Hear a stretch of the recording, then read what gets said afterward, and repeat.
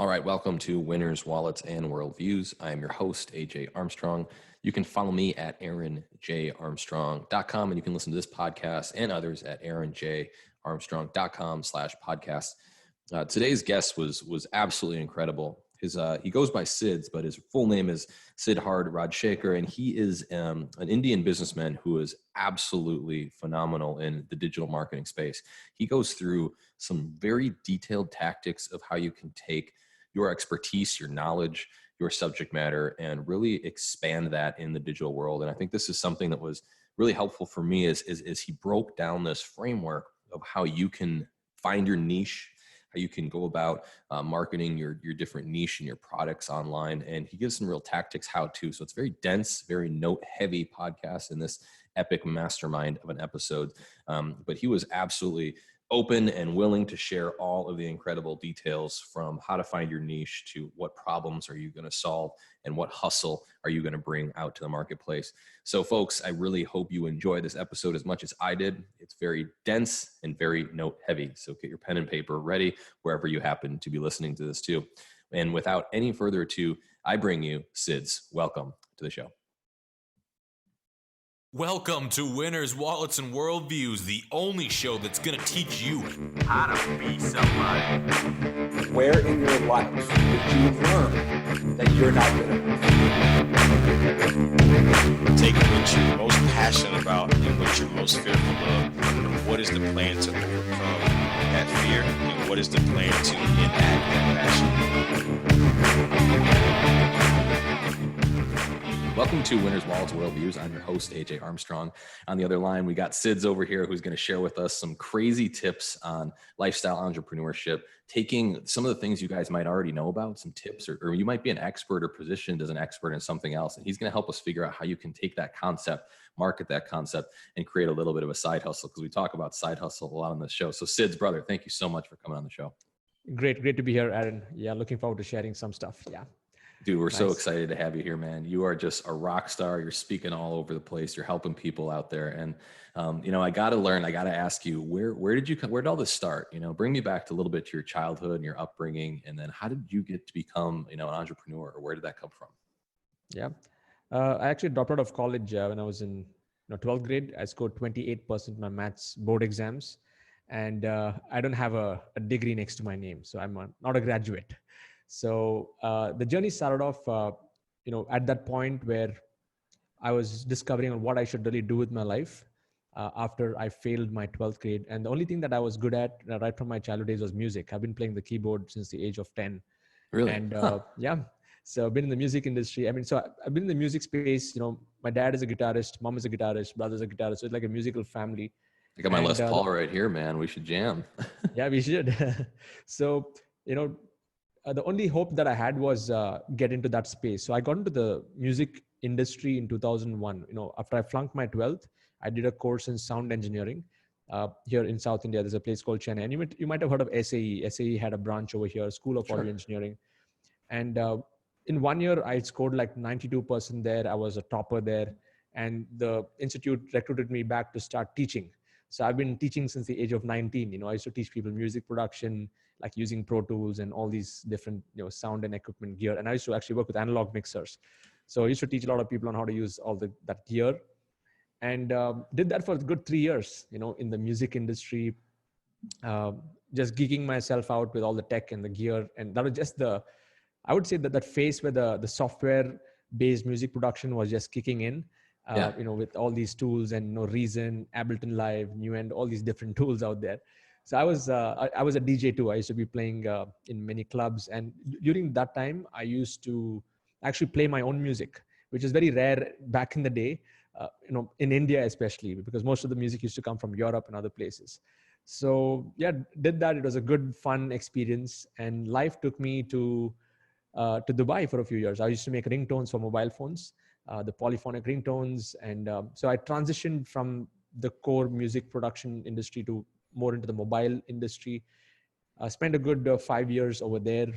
And I slowly worked my way up the corporate ladder. And rather than me doing the work, I started to build teams. And even not being a graduate, I started to get more much better at administration and things like that. But what happened was in 2011, I lost my job because that entire vertical was going down in that company. And my wife was 3 months pregnant at that point of time, and I got the pink slip. And that was one of the other moments in my life where I had to decide whether I need to get back to a job or start a business. And I took a big risk. I had to pawn my wife's gold jewelry for 10 lakhs is how much is something like $20,000. And I started the business. I invested it in online courses. And within 6 months, I set up my own small little digital marketing agency. We used to do like social media services and Facebook advertising. And this was back in 2011, 2012. So ran the agency for 6 to 7 years. I thought, I'll be my own boss. But the interesting thing is I had 35 bosses. I had like 35 clients. And it was much more than I expected, but it was good. It was a great learning curve. I built that team along with my business partner to over 35 to 40 people were working under us, under the team. But that taught a lot of lessons. Like I learned about business. I learned about people management, managing money, cash flow issues, people issues, the agency game. And 2018 was when, again, I had a transition. I wanted to step away from the core services-based business model, and I started to build more product. So I created my own courses, built my own personal brand. Because during the time in the agency, I've had the honor and privilege to run campaigns for people like Robert Kiyosaki, Tony Robbins, his Unleash the Power Within event that happens. Yeah, we did the lead generation campaigns for those events. And I understood, like behind the scenes, I would see, how these brands are being promoted, and we were doing that work for them. And I thought, okay, I should start building my own brand in India. And 2018, I consciously got into that.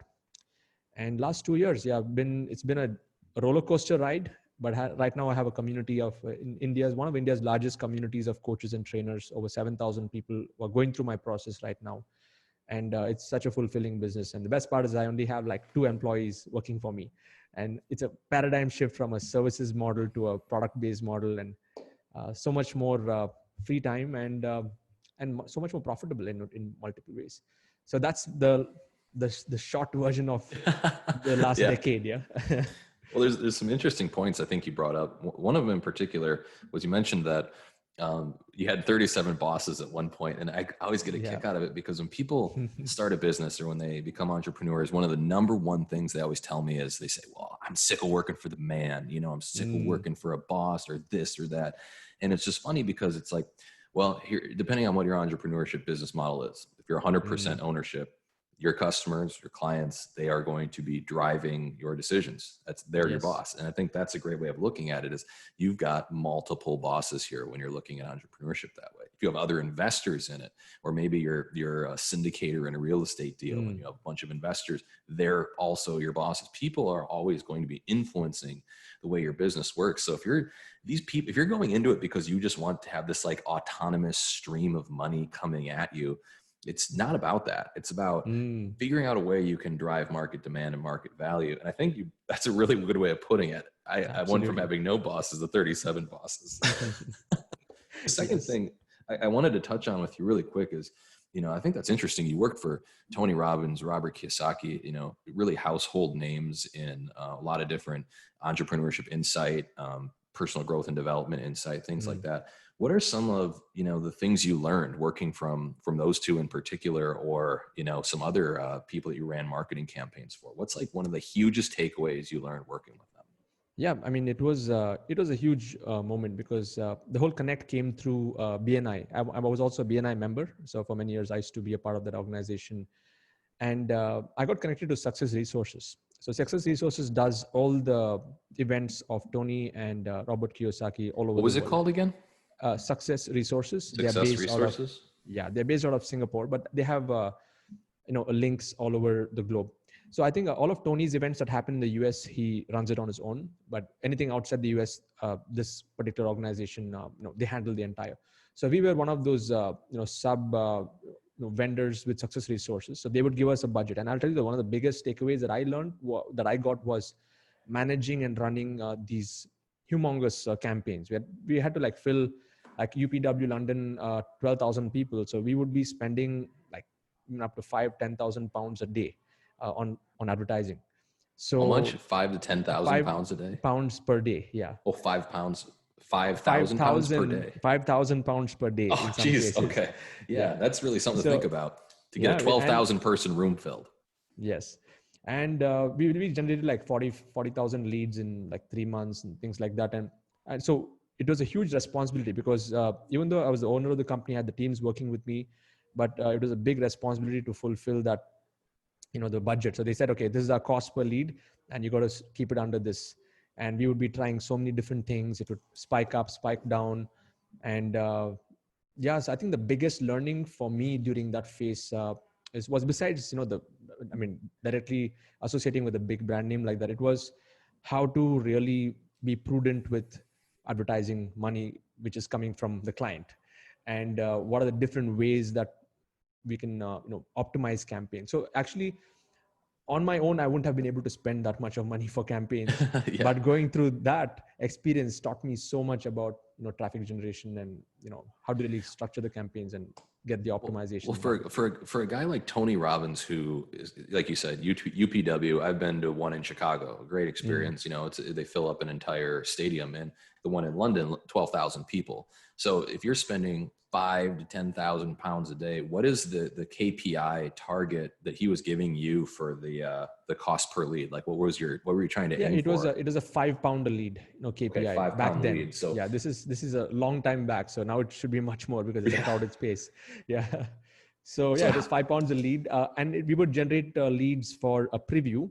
And in the preview, there would be a Tony Robbins certified trainer who would actually sell the bigger event because it's a high ticket, like £500, and then you have £1,000, £2,000 kind of tickets. So yeah, we would generate leads for the free previews, and then from there they would move up. And as we get closer to the event, we would do like a lot of remarketing campaigns. So they would run newspaper ads, and then we would use those keywords to get them, and then remarket, on Google and other places for a direct ticket sale. So were you doing this mostly on Google or Facebook or all of them, or? It was both, primarily Google and Facebook. Facebook was the main budget was moved there mainly for the lead generation for the previews, and Google would be used in the last leg of the campaign. Got it. Just like 1 week before, just go full on and spend there. Yes. Wow. Yeah, we could go all into that. Was Robert Kiyosaki a similar experience, or what did you do as work with him?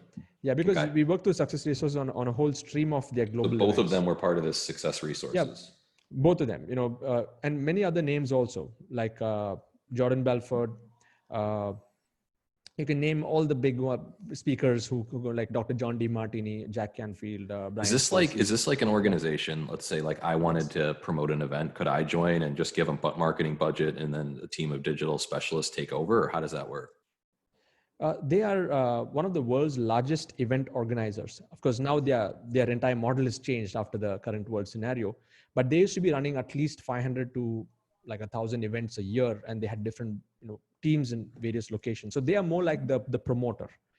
So the world's top speakers, they're connected with Veronica and Richard Tan, who are the founders of this organization. Yeah. So they have like different satellite companies in different parts of the world, but they operate out of Singapore. Yeah.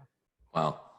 Well, good, man. Okay. Mm-hmm. So it sounds like a crazy experience you had there. You've obviously worked with some really impressive, household figures as far as when it comes to some of the leading motivational speakers and some really awesome business leaders. So where'd you go from there then? So tell me about kind of the courses that you seem to be, that you kind of started to package and market a lot of these different products. What was a lot of the context of those courses for people? Yeah. So I did a bit of speaking myself because I went through the Success Resources journey. So from being an agency, doing work for them, I started to get on the stages. So I used to do the speaking myself. I've shared the stage with Brian Tracy and Dr. DeMartini also. And I used to talk about digital marketing, more from, how businesses can grow, and did my round of, promoting my services and bringing them to a 3-day boot camp from the stage. I would sell from the stage. So that entire model, and their whole model is based around that. So they would bring in speakers would give valuable information, sell their programs from the stage, and that would be a revenue share that goes with everyone, the organizers and so on. So I did a good 3 years of, live and seminars. And then somehow it was not really hitting the right chord for me personally. And I was very busy traveling and really not having much time for the family. And, my first son was, I think, 2-3 years old. And so 2018 was when my wife was pregnant for the second time. Second child was about to be born. I thought, okay, now I really need to find a way on how I can, reduce the travel, reduce all that stress. And even financially, it was really not making too much of sense. It is good from the external side. Yes, I'm speaking on stages, but when I work out all the math, we were barely making ends meet if you include all the cost and everything else going, behind those events. So 2018, I consciously took a decision. Let me take a few steps back so that I can move like many steps forward. And I decided to, I surrendered to one of my mentors. His name is Vic. He's from the US. I think he does close to $1 million a month. He's one of Russell Brunson's top affiliates as well. And so I learned the whole concept of building one's own ecosystem using information products. And I had to find out what is that niche that I wanted to get into, because I had knowledge in digital marketing, campaign, affiliate marketing. I've also promoted other people's products online. And I was looking at what is that vacuum that is there in the market in India, which I can fulfill, also from a point of where I'm congruent with it. Because normally people, they just pick a niche based on whether it's profitable or not. Mm-hmm. So I decided to get into the space of digital coaching, because the coaching and training industry is also growing here in India. I think it's at least 4 to 5 years behind the US and the other Western countries. So I started to build the entire system on how people can package their knowledge and create their own courses, coaching, and consulting layered into one funnel. So my whole philosophy is, you first identify your niche, and then you engineer a value stack comprising of like courses where you can educate your audience on what was your topic. Then you can add a layer of coaching, which is one-to-one coaching and group coaching. And you can have consulting, which is more long-term hand-holding, 3-month, 1-year hand-holding. So I help people from the point of identifying their niche to developing their offerings to setting up all their systems within a span of 90 days. And I run like hackathons and monthly contests and things like that. And many of them have been able to go through that process and create something really valuable for their market in the knowledge of business. So that's my concept. Yeah. Yeah. So this is kind of a cool thing. And I think one of the key aspects to this is kind of defining that niche, I think, at least is a good first step. Yes. Can you walk me through advice you normally give people when it comes to, I think it's confusing for people too, because I noticed this as well. I have a similar framework that I apply, but I'm curious to see what you guys use, because I run into a lot of people who want to start businesses and they say, I want to get out there, but they just fall in love with whatever they think is going to make money. And they're not necessarily looking at things that are authentic to themselves or something that they're particularly passionate about or good at. And I'm just kind of curious, what is your framework for helping people identify what that niche might be? Yeah. I've done more than like 400 one-to-ones, and I've cracked the code, and I'm going to share with you like 2 powerful models where I can really help people get to what they want. Yes, so let's do this. I start off with there are 2 dimensions to this. So the first dimension is what is the problem that you're going to solve? And there are only, I would say, 6 problems that people face. So I start off with, okay, number 1, do you want to solve a business problem? 2, do you want to solve a career problem? So in the career growth space. Number 3, do you want to solve a health problem? Number 4, do you want to solve a money problem? Number 5, do you want to solve a relationship problem? Or number 6, do you want to solve a creative problem? This is more like arts and crafts and creative thinking. Okay, so just to recap, the 6 macro niches are business growth, career growth, health and wellness, make money, relationships, and arts and crafts. And under this, I have a whole methodology on how they can develop their own unique micro niche under this. So under business growth, if you see, there are so many spokes of the business wheel, like there's sales, there's marketing, there's operations, there's efficiency, there's so many subtopics.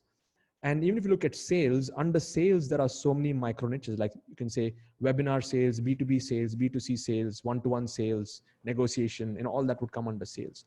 So the first step of the niche process is I tell people to narrow it down. It seems like it kind of just not to Yeah. cut you off, but so like you've got business, Yeah. career, money, relationships, creative, right?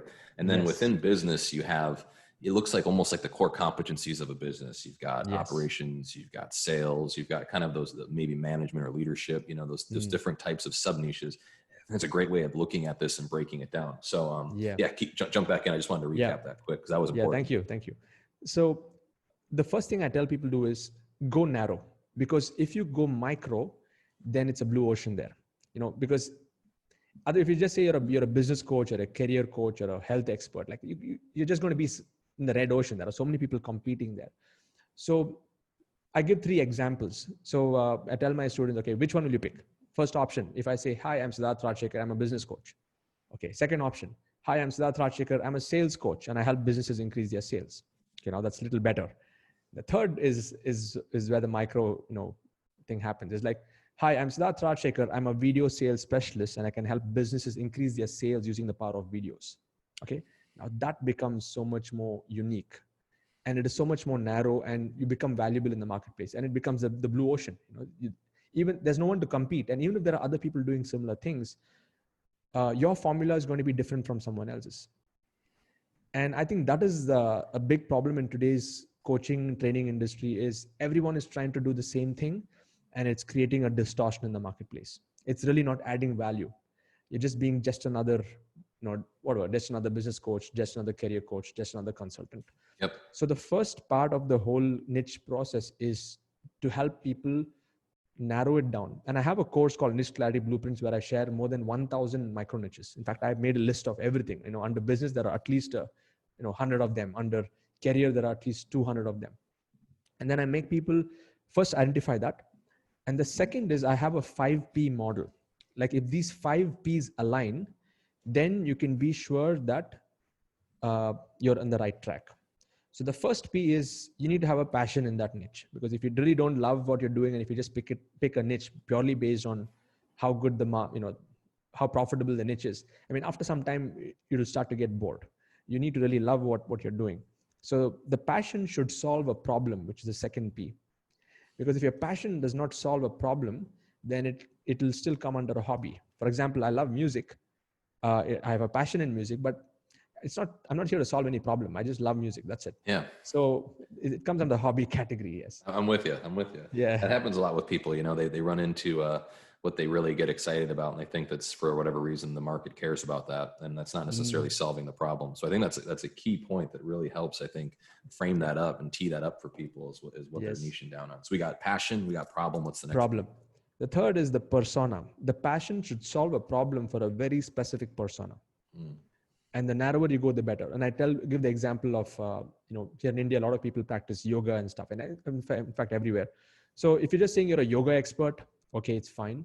But if you say you're a post-pregnancy yoga specialist, and you're on a mission to help moms get back to shape after using yoga, now that is even more powerful.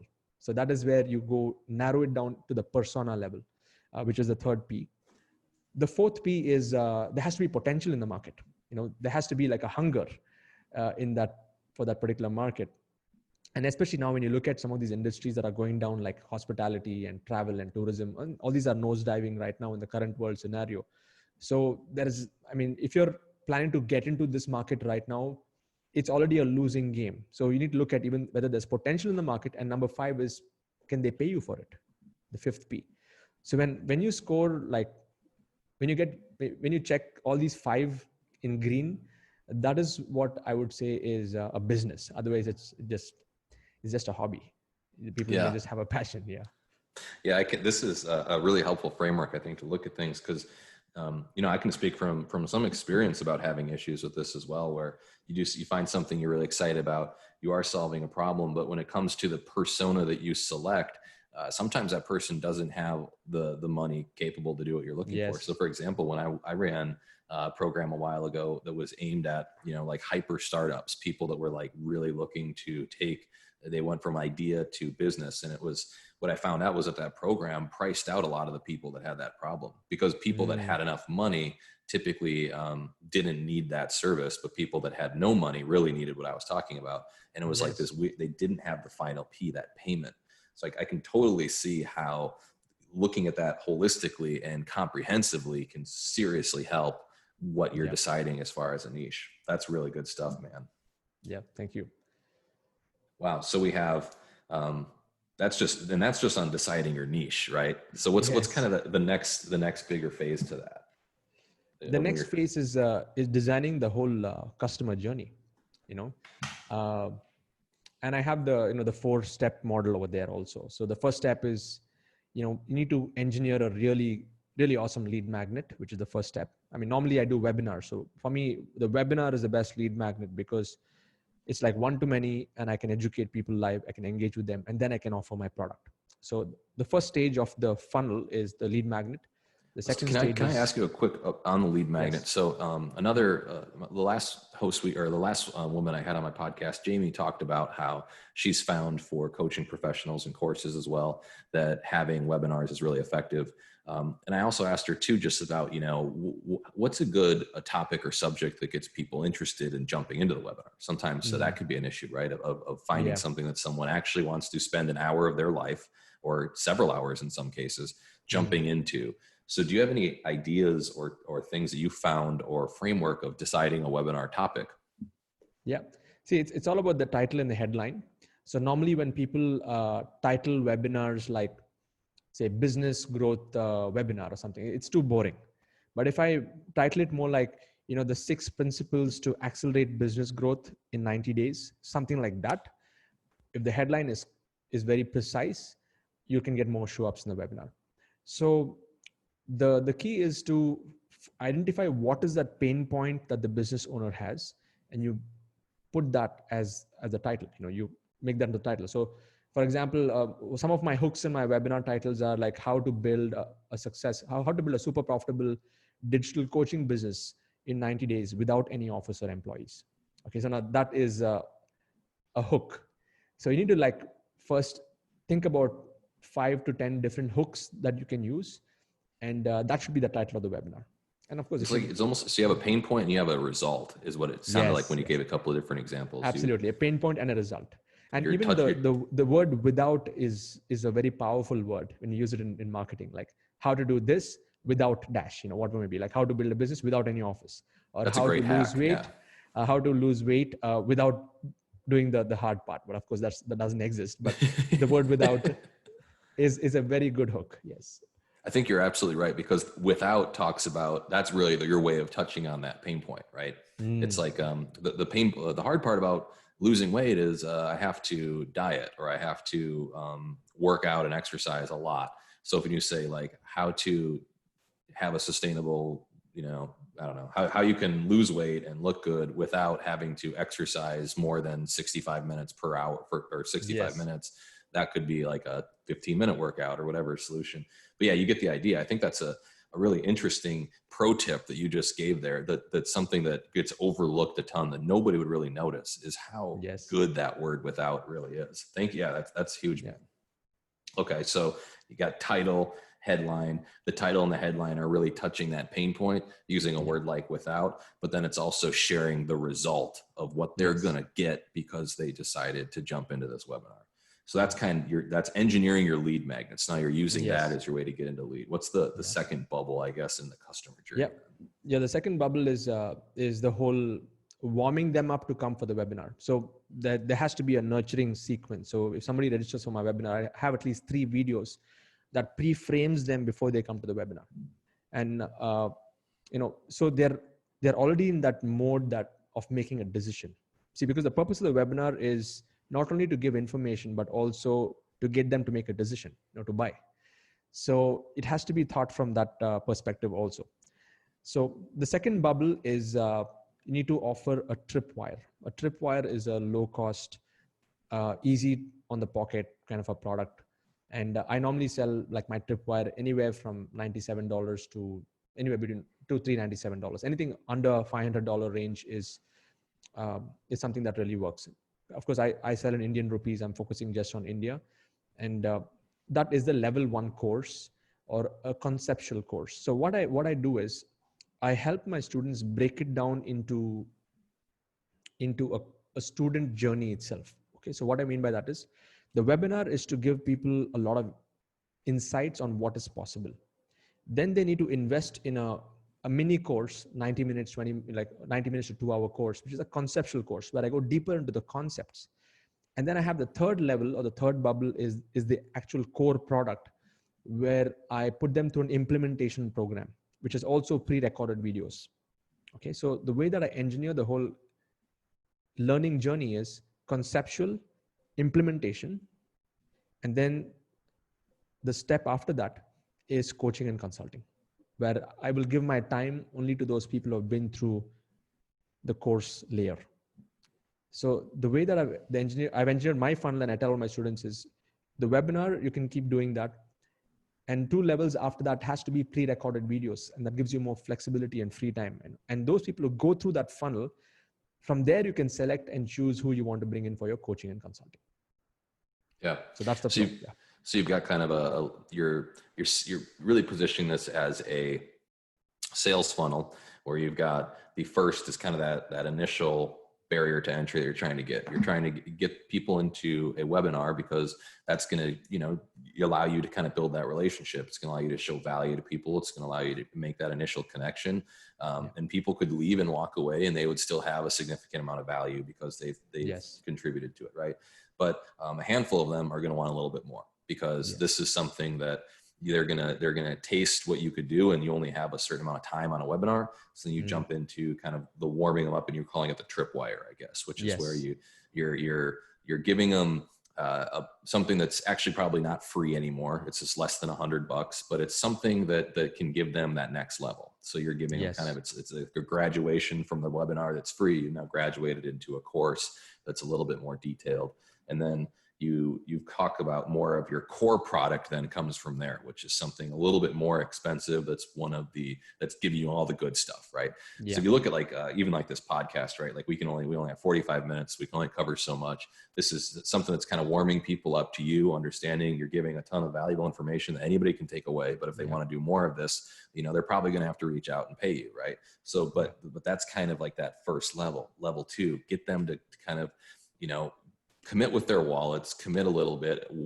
How much more do you really want to, you want to get some more of that information. You want to show that you're serious about this and go forward. And then the 4th level is working with you, because that's probably the most time consuming, and you can customize and tweak all of what they're doing, because you're broadcasting with this course. But when they can work with you specifically, you can sit there and you can fine tune it to their specific business. Their business might be weird and goofy, right? Where it's like, this might apply to you 90%, but if you want to go to 100%, we'll have to kind of customize it, if you will. Exactly. And that's your framework for that customer journey. That's a good, solid framework for a sales funnel. And it's, but it's very tactical, I think, for people that are looking at being a business coach of some kind, or someone that's trying to build any kind of digital product out there. This is a very good framework to look at. Thank you. Yeah. Wow. Yeah, man. We're covering all sorts of stuff today. Where are you coming from, by the way? I live in a city called Chennai, which is in South India. Yes. What's the weather like there right now? It's a beach town, so it's usually it's hot, hotter, and hottest. It's like, it's a warm place. It's when I love it. It's a great place to be, and it's one of the very culturally very old cities. So you have many of these old temples and things like that. So it's got some very good roots into Indian culture. So yeah, you should visit sometime. Yeah, my wife and I would love to come to India. That's one of the places we'd love to visit. Okay, so you've got kind of your niche, you've got your customer's journey. What's the next piece of this that you kind of recommend to people when you're taking them, when you're looking at business coaches, or you're looking at people that are trying to build a digital business? What's the next step that you take people down usually? Yeah, the next step is they have to master the 5 pillars of freedom. So see, the setting up part and having your courses and all of that is okay. You can get that done. But after that, you got to master the craft. So when I say mastering the craft, these are the 5 elements. So first is traffic generation. And I tell many of my students, don't just outsource it to someone. You got to do it yourself, get your hands and feet wet, and in fact, manage everything on your own first before you can even think about outsourcing it. And many people want to take that shortcut.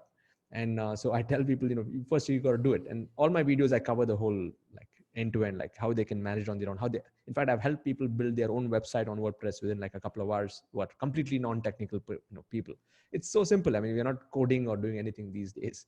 You just need to, follow just the step-by-step instructions. So they need to master traffic generation, list building, the second piece, conversions, which is the third pillar, copywriting, fourth pillar, and tribe building, pillar number 5. And this is something which all has to run in parallel, and you need to keep it. There's always the next level to move, to learn in any of these 5 areas. So let's go through these, I guess, really quickly. So as far as traffic generation, what are some hacks or tips you can provide to help people get enough in I assume this is mostly with your website that you're trying to drive the traffic to, or at least whatever market funnel you're using. What are some ideas or tips you have for people on how they can do that? Yeah, see, for me, I look at traffic as, there's paid and free. So when it comes to free traffic, it is doing a lot of stuff on YouTube. I do podcasts also myself. All this is organic traffic that's really bringing in people. And just like how all the rivers lead into the ocean, every single piece of content of mine in my, what do I post out, they lead into my webinar. Okay, so I have a single entry point into the funnel. Even if they come to my website, people reading my blogs, but I point them back to the same webinar. So I don't want to scatter the options. I want to make them to come only to one place. Yeah. So that's for the free traffic. Organic, I mean, paid traffic, yes, Facebook ads, that's Google ads, that's influencer ads. I mean, you can actually go and tap into so many influencers, pay them something to shout out. And there are many methods. The sources keep changing. But have you found success with that at all? Doing like influencer ads at all? Or still testing. I think it is more like, it's good for pre-framing, but it's maybe not for direct conversions. Like if I pay them like $1,000, I can't expect like an immediate ROI as compared to say Facebook or Google. So it's good to have something just to be more visible and have that brand association or something, where they're able to talk. But it is very effective. There are some platforms which are pretty good. Yeah. Okay. So you've got kind of 2 sources of traffic generation. You've got your free content, which is, it's like you were saying, more organic. You could be public speaking events, it could be podcasts, it could be different types of blogs, really all those things of where you're sharing value, getting out there and jumping on YouTube, jumping on someone else's channel, collaborating with people, all those different things to kind of harness attention, but you're doing it in a way where you're giving a lot of value to people so they can see you, work with you, and add and recognize the types of value you provide. Yes, I have a pro tip at this point on organic itself, which is, there are 2 kinds of content we would see online. You have like lean forward content and lean backward content. And I learned this from a YouTube expert. Like lean forward content is everything that we consume on Instagram. Like it's all like fast food, like 1-minute videos, 30-second videos. It's like very stimulating, but it's like fast food. It really does not really help, in any way.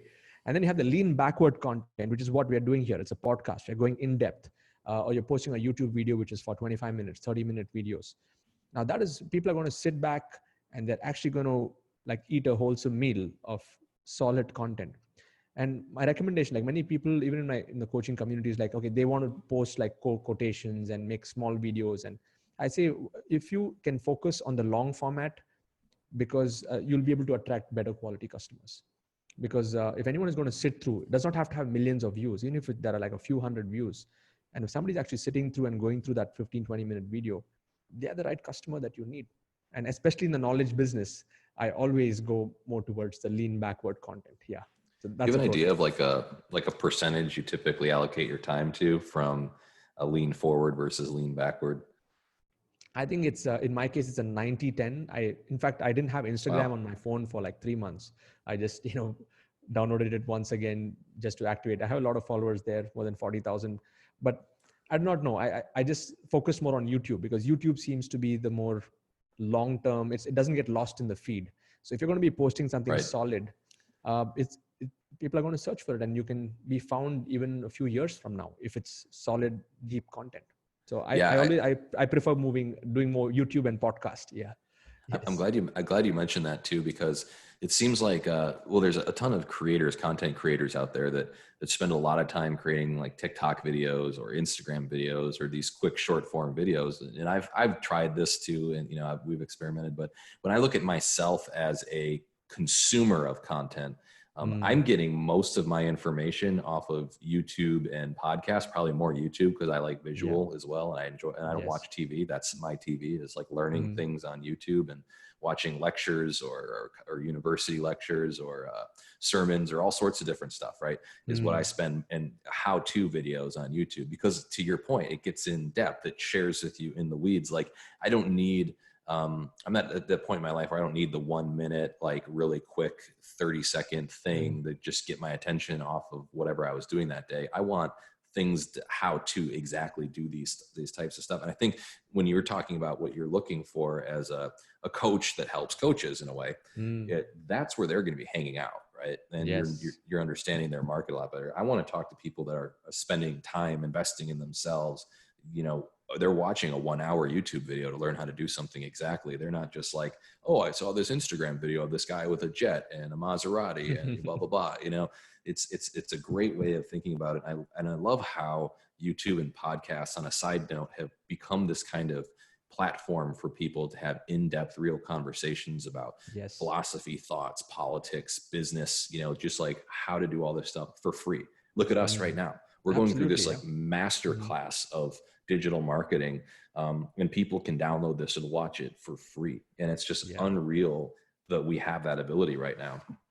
And so I'm glad you mentioned that's a great pro tip. The forward and backwards kind of lean is what you called it, right? And that's a great way of generating traffic. Cool, man. So let's go to the list building then. So I imagine this is an email list, or is it a different type of list that you normally work with? Yeah, it has to be multi-channel list. So for example, email is definitely the core. And even though people say email is going down or whatever, I mean, we have to use email to log into Facebook. We have to use email to log into all other platforms. So email is always going to be there. It's never going to go. So that's the core. And I also build a list. I have an SMS list. So I also collect mobile numbers when I have to do reminders for webinars. I have a chatbot list on ManyChat. So I also engage over there. And these days I'm also checking out Telegram, because Telegram it's one of those platforms. Like on my Telegram list right now, I have like some 6,000 people. It's a broadcast group. And I'm not familiar with this. What is this? Telegram is like a social media, or? It's like WhatsApp, but the only difference is they don't reveal your number, and you can have even 1 million people in a broadcast group. Whereas in WhatsApp, you have a limitation on the 256 people. So I've actually built a list on Telegram, and I can, when I'm launching a podcast or when I'm launching a new blog or a video, I just post it in that group, and I know 20% of people are clicking and actually going there, versus email, which has a much lower, around 10% open rate. So when it comes to list building, the thought process is to have multiple channels. Just don't depend on one. Email should be the primary, but also have other. And the ultimate list is to build your own world. I mean, like right now, I'm sure you have your podcast listeners who are subscribed, and every time you launch something new, they're going to be notified. So that's also like your internal list. Yeah, that's interesting. What are your thoughts on, one of my buddies and I were talking about this a little while ago, and it's kind of the idea that when something zigs, it zags, right? So you mentioned like some people are saying, email's now going away or whatever.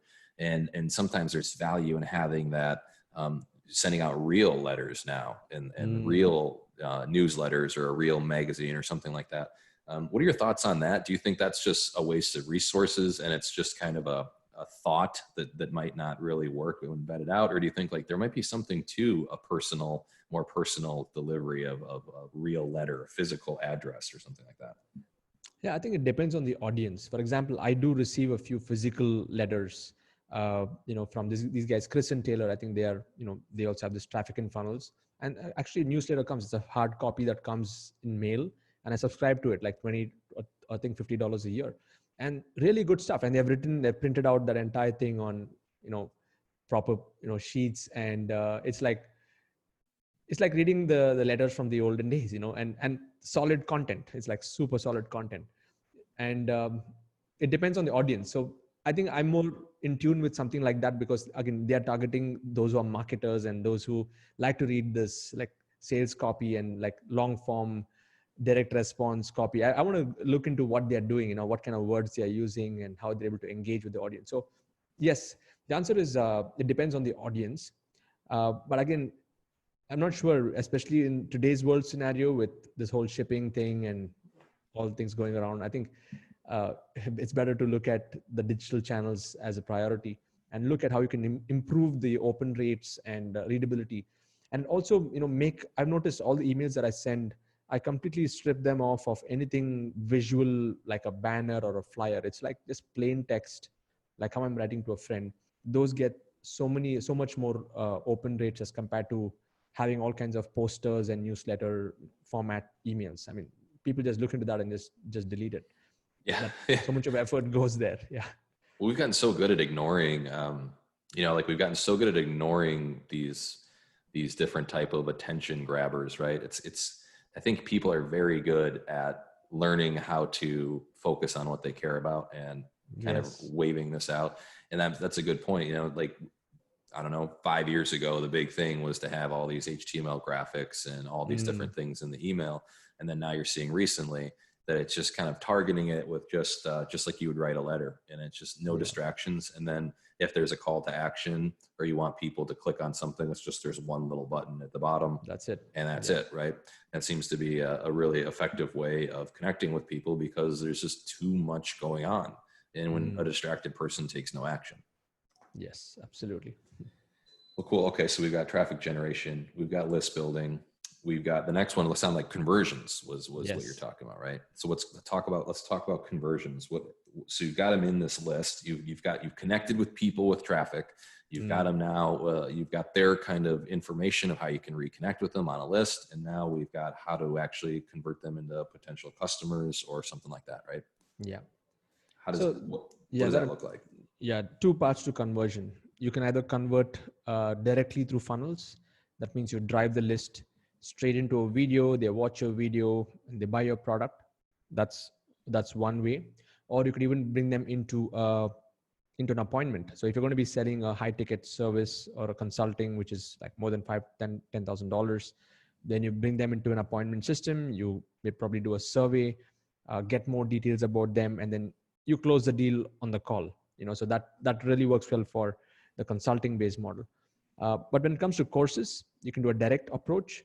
And for me, the best is webinar and live webinar. So where I actually engage with people, I call out their names, and it's selling is a system. Conversion is a system. It is not. It has to be practiced. And for me, I have a 90-minute webinar format, 60 minutes of value, 15 minutes of the actual sales pitch, and then I put a 15-minute countdown timer when people actually go and buy, and I call out their names. So it is a process. Yeah. Yeah. I think it's pretty straightforward too. It's just about what kind of course or content or product are you selling or serving, and how do you think the best way to work with them is? And I think you have an interesting process. We probably talk a lot about just your different your different closes and things like that. But I think we get the idea that you want to have this basket of people that you can work with and talk to. But there's also comes a point where it's like, hey, it's time to make a transaction because the service that we have here is not free. And I think that's kind of the key point to that. But that's an interesting topic. And I think that we could have whole podcasts just on a close, right? Or a sales pitch or what your webinar minute to minute. We can even go minute like. to minute. Yes. I'm sure you have a really strategic, because I've taken my share of closing from the stage and stuff. And I don't do that anymore now. I try to just, I'll either speak for free if I care about what's going on, or I'll just speak at something that's already paying me up front. But the idea is that there's a great way for people that have some type of course, program, book, things like that can go out and they can either speak live or in the world of COVID-19, they can do this on a webinar. And a lot of times you can get a lot of free speaking gigs because you're selling from the stage and the promoter gets a cut, right? Yes. And that seems to be we could talk all about that business model, I'm sure. And maybe we'll have to do that one of these other days. But, yeah, we should. Yeah. it's a really great way for people to get out there who want to build a career in public speaking, but might not have an audience yet, or don't really know where to go. It's a great tool they can use, especially if you have a really niche group of people you're talking to. For example, like one of my friends does only real estate conferences, real estate investor, and he's just an affiliate with some type of software that he uses for like property management or something. And his whole thing is about passive income, manage your properties. And he's like, at the end of the day, some other company makes his property management software and he gets a commission of it. So he splits that commission with the promoter and he gets the rest, and done. Doesn't even have his own products. So it's just kind of a cool way people can get into it. So I just wanted to give a quick rant on that. Yeah. And I'm sure you have a million tips and stuff on that, but we'll have to save that for another time. Yes.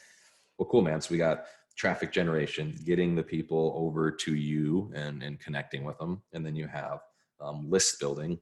That's kind of keeping the information of your potential customers. And then you have conversions. That's taking a list of people and actually making them customers.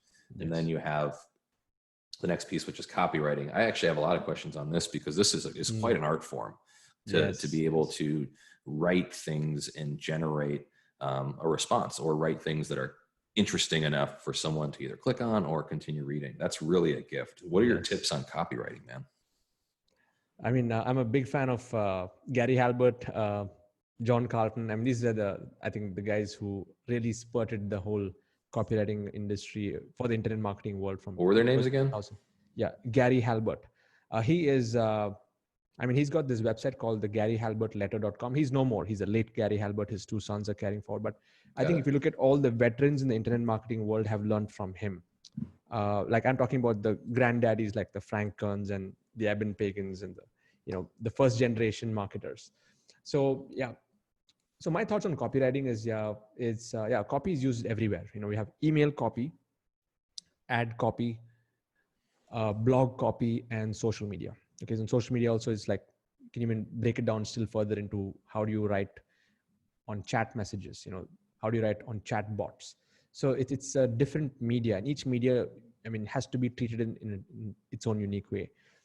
So, but the foundational principles of direct response is going to be the same, where you want to really make people feel the emotions. You're writing to one person, not to an audience, and you're making them, take action, whatever that action may be, at the end of the whole copy. And you weave in stories, and inside stories, you have different messages that are embedded.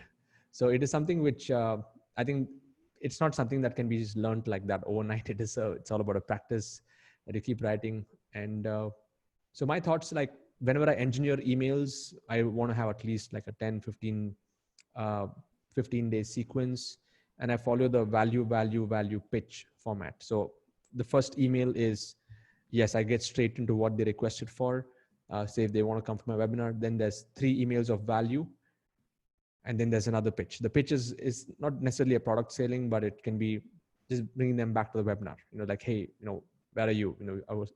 Let's meet in the next webinar. So it can be more direct. And yeah, that's the format: value pitch, value pitch. And that's how I program the entire sequence. And it's converting quite well.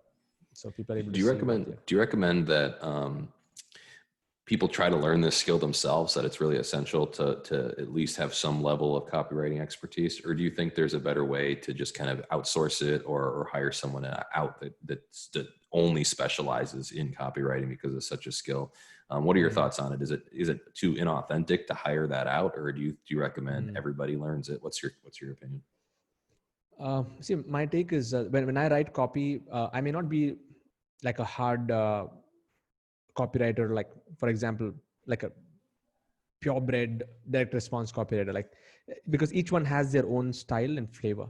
So my thought is like each one should write like the way that they would speak to their friends initially. Let them do it, because if they directly give it to some hotshot copywriter, it's going to be very obvious that this is not the way that this person speaks, or this is not the way that this person is. So there has to be also resonance, especially in a coaching, training, consulting, where you are the brand and you're going out there, you're speaking on videos, but if the messages are not congruent, the email message and the copy is not congruent with your way of presenting information, that could be a disconnect over there. So I tell all my students is, you need to get good at it. It is one of those skills which will pay you for your lifetime. It's such an important skill.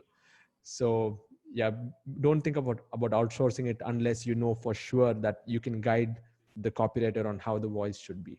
So that's my thought. Yeah, no, I think that's a great idea.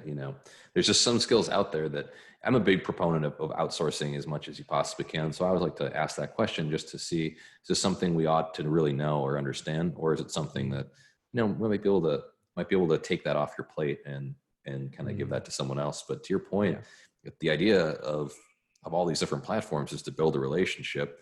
It should probably come from you. And it should be like you're talking to a friend, because that's the most authentic way to do it. That's probably the best way to communicate. And it's just a style of writing that's just seems to be crazy valuable today, because there's one thing to write. There's one thing to write well. And there's another thing to write well to communicate a point. And there's another thing to write well, communicate a point, and then get someone to actually do something.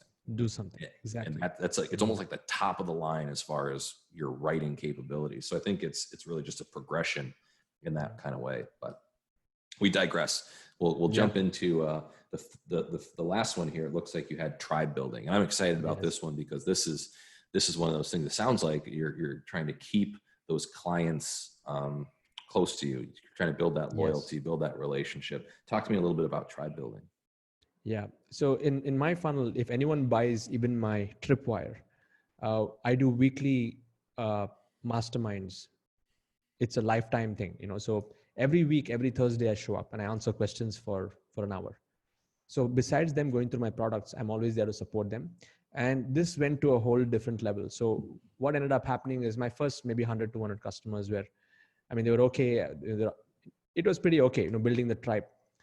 Then as it started to reach like 500 to 1,000 people, the dynamics started to change, because every webinar, every weekly coaching call, there would be at least like 500 people showing up, 400, 500. And now we have at least 1,000 people showing up every week. I have like 7,000 people, but not everybody shows up. They watch the replay later, but at least 1,000 to 1,500 people show up every week for these coaching calls.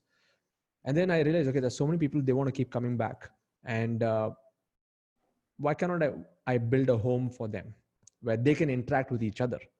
So I found a really cool tool called Mighty Networks. It's a social media platform, and I pay like an annual subscription on this. And I built my own custom social network. Like previously, it was a Facebook group where the engagement interaction was happening.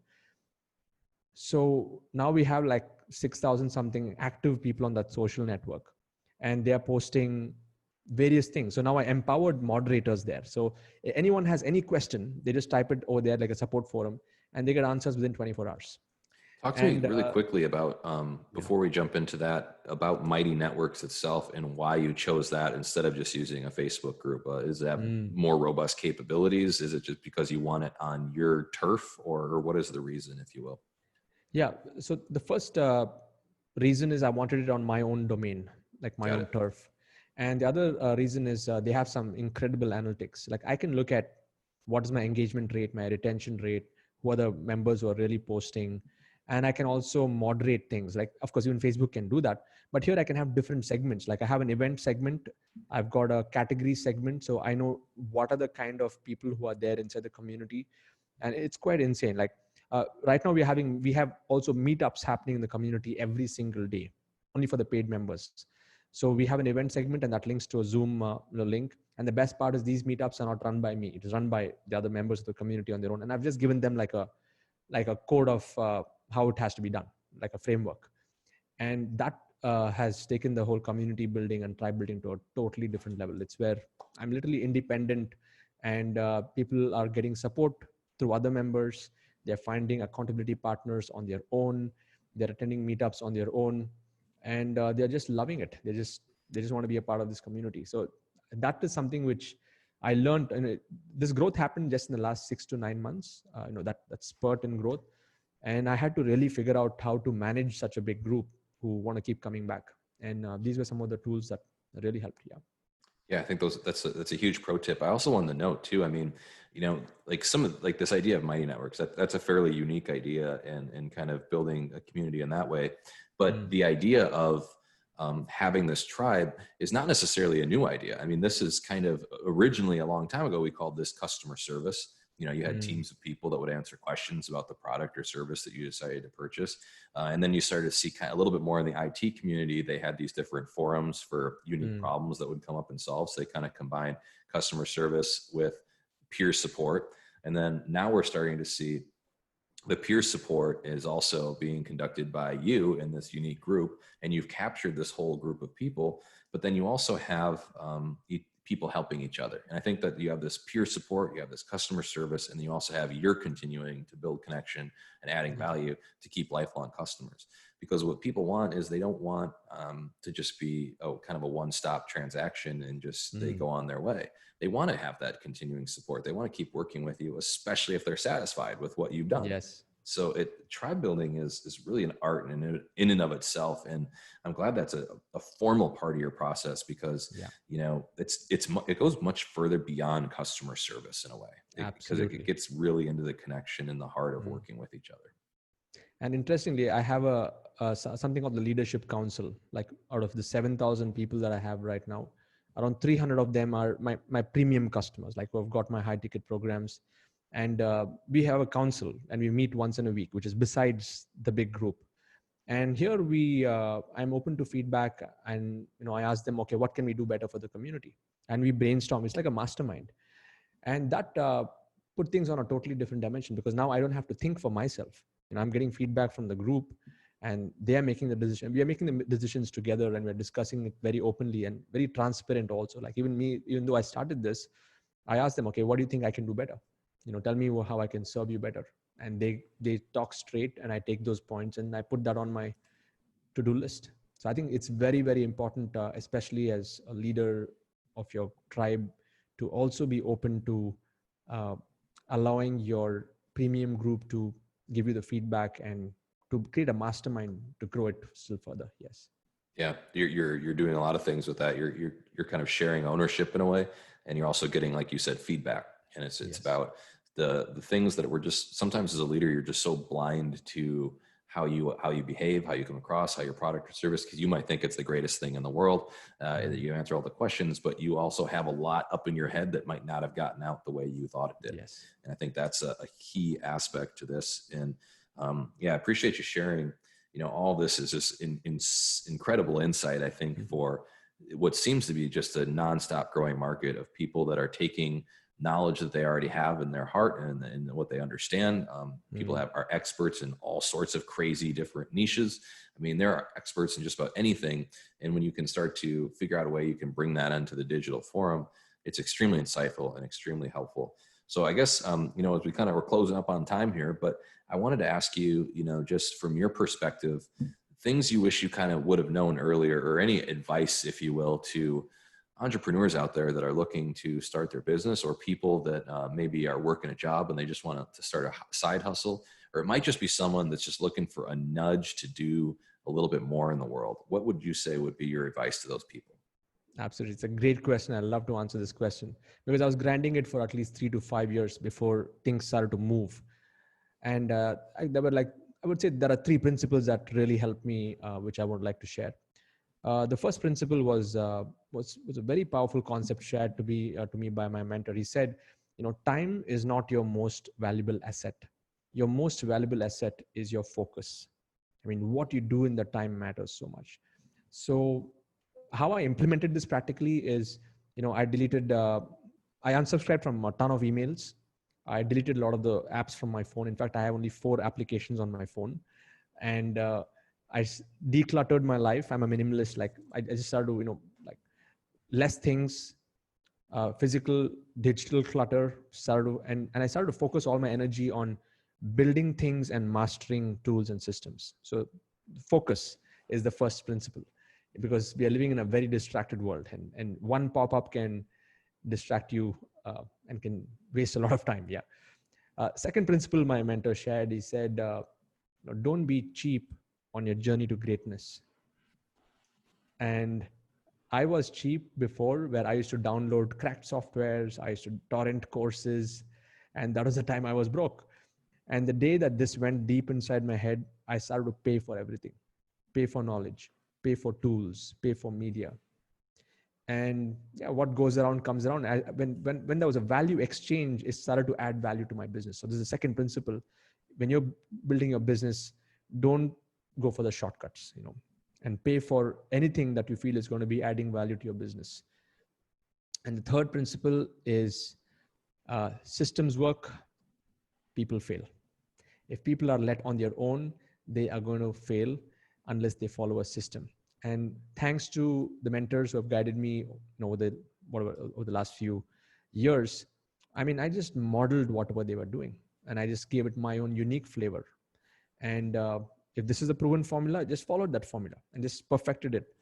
So in one sense, success is actually simple, but we just like to overcomplicate things. So yeah, these are the three principles: focus, not being cheap, and following the system. That's absolutely incredible advice. And I think it's interesting because I think we're cut from the same cloth in a lot of this way, because I usually try to apply some of the same kind of ideas with an idea that, time, energy, and money are all kind of related in a way. And that's kind of what you're talking about. It doesn't necessarily, you can have a ton of time, but where is your brain going, and how much mental real estate does that happen? So I like what you said about focus and decluttering your life. Marissa and I kind of went through a little bit of a minimalist phase last year. And I like to think of myself as more of an optimalist, where we have actually spent more money in a lot of ways on things that really do matter. And we focus a lot more attention and energy on like our businesses and some other aspects of our life. But we got rid of other things like our house and some other just kind of more material things that weren't serving us or that were taking up a lot of that mental energy.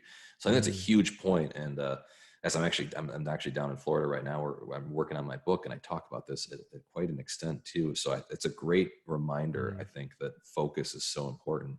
And you're also right too, just on like, cheap advice is cheap advice for a reason. And I think that's important to understand. When you're getting free or cheap advice, it's free and cheap for a reason.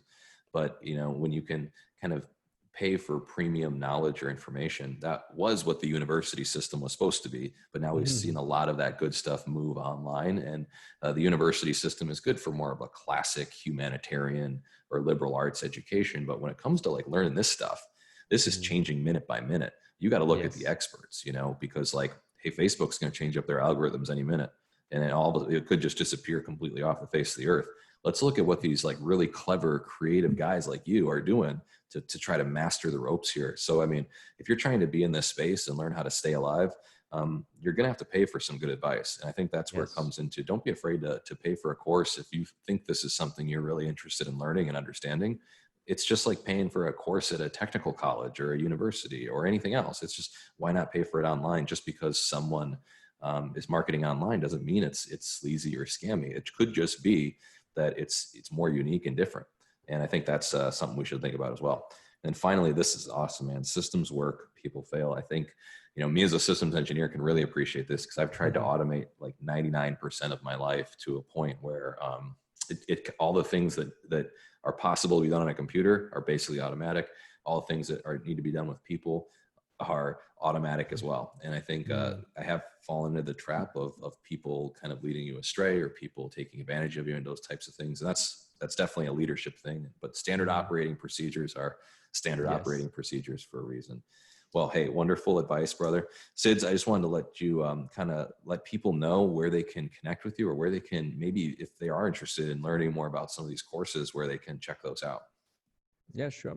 I think the best place is you can tune up with me on my YouTube channel. You can just look me up, and I keep posting a lot of in-depth tutorials over there. You can tune into all of that. And I also have a free course that I would love to give away to this audience.